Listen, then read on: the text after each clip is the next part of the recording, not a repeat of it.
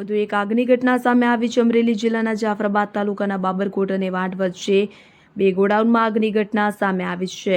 બાલુભાઈ તેમજ ભરતભાઈ નામના વ્યક્તિના ગોડાઉનમાં ભીષણ આગ લાગી હતી। તો ગોડાઉનોમાં ભીષણ આગ લાગતા આજુબાજુની કંપનીઓમાંથી ફાયર ફાઇટર તેમજ પોલીસનો કાફલો ઘટના સ્થળે પહોંચ્યો હતો અને મોટી સંખ્યામાં લોકો પણ દોડી આવ્યા હતા અને આગ ઉપર કાબુ મેળવવા પ્રયત્ન હાથ ધરવામાં આવ્યો હતો। સાથોસાથ ઘટનાની જાણ થતાં રાજકીય આગેવાનો પણ દોડી આવ્યા હતા। બાબરકોટ અને વાંઢ વચ્ચે આવેલ બે ગોડાઉનમાં ભીષણ આગ લાગતા લાખોનું નુકસાન થયું હોવાનું સામે આવ્યું છે। Reporter Bhupat Sakhat, Jafrabad, Amreli, India 7 news.